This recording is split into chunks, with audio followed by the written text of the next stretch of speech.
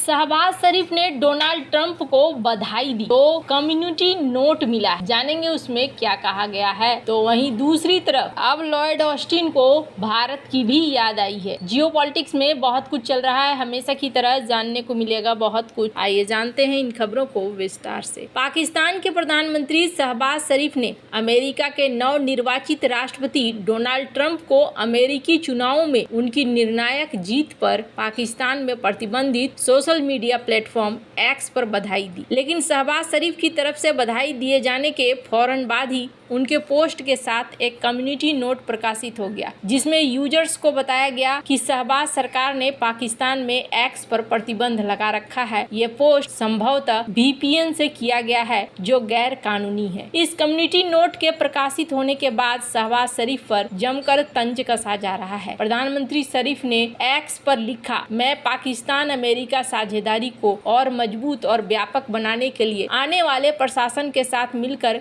काम करने के लिए उत्सुक हूँ। आपको बता दें कि इस साल की शुरुआत में पाकिस्तान के सूचना मंत्री अताउल्लाह तरार ने राष्ट्रीय सुरक्षा मुद्दों का हवाला देते हुए सोशल मीडिया प्लेटफॉर्म एक्स पर प्रतिबंध लगाने की घोषणा की थी। तरार ने दावा किया है कि बलूचिस्तान लिबरेशन आर्मी से जुड़े आतंकवादी अपनी राष्ट्र विरोधी गतिविधियों को फैलाने के लिए इस प्लेटफॉर्म का इस्तेमाल कर रहे हैं। लेकिन अब सोशल मीडिया यूजर्स ने पूछना शुरू कर दिया है कि आखिर प्रतिबंध हटाए बिना प्रधानमंत्री ने कैसे बधाई दी है ऐसा करके। क्या उन्होंने खुद ही अपने कानून का उल्लंघन नहीं किया है? एक एक्स यूजर ने एलन मस्क को टैग करते हुए कहा कि मिस्टर ट्रंप, यह जोकर आपको बधाई देने के लिए VPN का इस्तेमाल कर रहा है। ऐसे एलन मस्क प्लेटफॉर्म को पाकिस्तान में प्रतिबंधित कर दिया गया है। वहीं एक यूजर ने कहा कि अगर पाखंड का कोई मानवीय चेहरा होता तो वो शहबाज शरीफ का होता। इस बीच गुरुवार को पाकिस्तान के विदेश कार्यालय के प्रवक्ता मुमताज जहरा बलूच ने कहा कि पाकिस्तान और अमेरिका पुराने दोस्त और साझेदार हैं, लेकिन उन्होंने इस बात पर जोर दिया है कि ट्रंप के दूसरे कार्यकाल से इस्लामाबाद के चीन के साथ संबंधों पर कोई असर नहीं पड़ेगा। समाचार एजेंसी PTI ने अपने रिपोर्ट में बलूच के हवाले से कहा कि अमेरिका के साथ हमारे संबंध दशकों पुराने हैं। हम सभी क्षेत्रों में पाकिस्तान अमेरिका संबंधों को और मजबूत और व्यापक बनाने के लिए तत्पर हैं। जब उनसे अमेरिकी राष्ट्रपति के रूप में ट्रंप के दूसरे कार्यकाल के पाकिस्तान चीन संबंधों पर पड़ने वाले प्रभाव के बारे में पूछा गया तो उन्होंने कहा कि इस्लामाबाद का बीजिंग के साथ संबंध देश की विदेश नीति में सदाबहार रणनीति और स्थिर करने वाली ताकत है।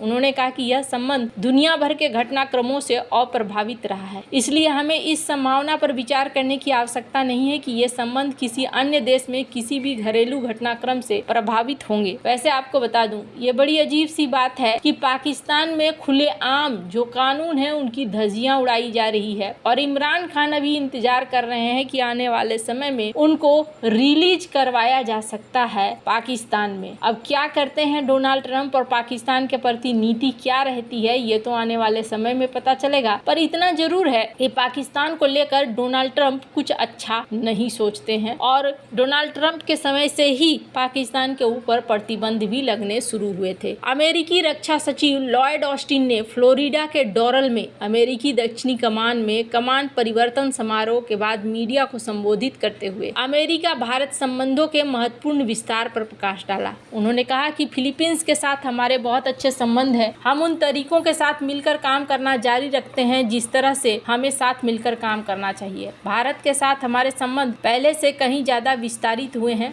उन्होंने यह भी कहा कि जापान ने पिछले 4 वर्षों में रक्षा में अपने निवेश में काफी वृद्धि की है। अमेरिकी रक्षा विभाग के एक बयान के अनुसार ऑस्टिन ने ये बातें कही। वे पेंटागन के शीर्ष अधिकारी के रूप में अपने 4 साल के कार्यकाल के दौरान रक्षा विभाग द्वारा हासिल की गई प्रगति को याद कर रहे थे, साथ ही रक्षा विभाग के नेतृत्व की भी प्रशंसा कर रहे थे। डोनाल्ड ट्रंप ने 5 नवंबर को अमेरिकी राष्ट्रपति चुनाव जीतकर इतिहास रच दिया। वे गैर लगातार कार्यकाल की सेवा करने वाले दूसरे नेता बन गए। रिपब्लिकन पार्टी ने सदन और सीनेट पर भी कंट्रोल हासिल कर लिया है। उन्होंने 300 से ज्यादा इलेक्टोरल वोट हासिल किए हैं, जो राष्ट्रपति पद जीतने के जरूरी 270 के आंकड़े से काफी ज्यादा है। दूसरी ओर निवर्तमान उपराष्ट्रपति कमला हैरिस सिर्फ 224 वोट ही जीत पाई। एक बड़ी उपलब्धि यह रही कि ट्रंप ने सभी 7 बैटल ग्राउंड राज्यों के साथ लोकप्रिय वोट भी जीत लिए। अमेरिकी राष्ट्रपति चुनावों में शानदार जीत के बाद डोनाल्ड ट्रंप मंच पर आए। अपने भाषण में कहा कि अमेरिका का भविष्य पहले से कहीं अधिक बड़ा, बेहतर, समृद्ध, साहसी और सुरक्षित होगा। भगवान आपका भला करे और भगवान अमेरिका का भला करे। आज मैं मियामी में था, जहां साउथकॉम के रंग जनरल रिचर्डसन से एडमिरल होल्सी के पास चले गए। इस कमांड के पुरुषों और महिलाओं का जश्न मनाना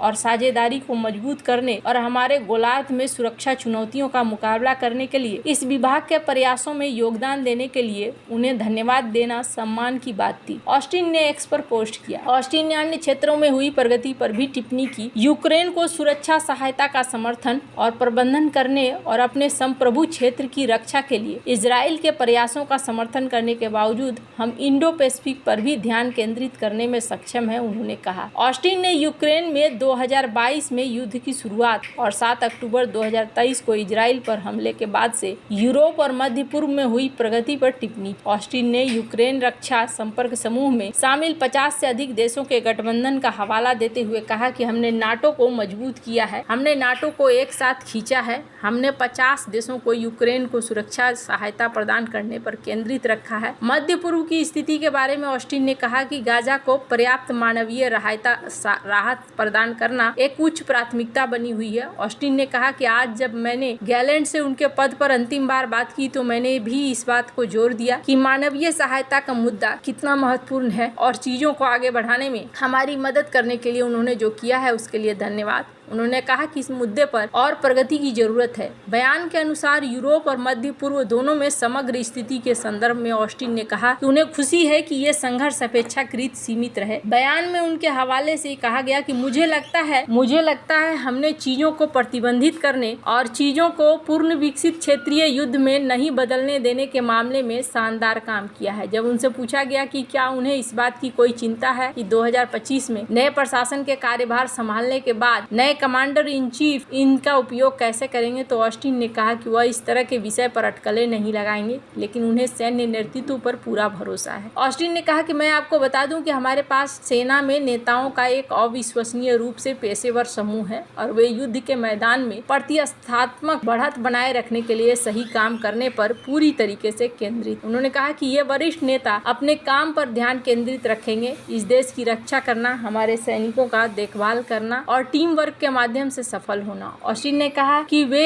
इसी के लिए बने हैं, ये वही करते हैं, मुझे उन पर आगे बढ़ने का 100% भरोसा है। अब चीजें बदलने लगी है तो सब कुछ सबको याद आने भी लगा है और अब देखना होगा कि आगे घटनाक्रम कैसे बदलते हैं। वैसे कहा जाता है कि डोनाल्ड ट्रंप और जेलेंस्की के बीच बातचीत भी हुई और इस बातचीत में एलन मस्क भी मौजूद थे और ये चीजें बता रही है कि आने वाले समय में यहाँ आपको बहुत सारी चीजें देखने को मिलने वाली है। वैसे जो ये चल रहा है इसके बाद भारत के महत्व का एहसास लगभग होने लगा है और इसी बात की सबसे बड़ी चीज है जो दिख रही है कि यहाँ लॉयड ऑस्टिन ने भी भारत के नाम का चर्चा किया है। हाल ही में पुतिन ने इस बात को कहा था और ऐसा लगता है कि अब ये बातें सही साबित होती हुई दिख रही हैं। वैसे आपको क्या लगता है इन सब मामले में, आपकी क्या राय है, कमेंट कर जरूर बताएं। जल्द मिलते हैं अगले वीडियो में नई खबर के साथ।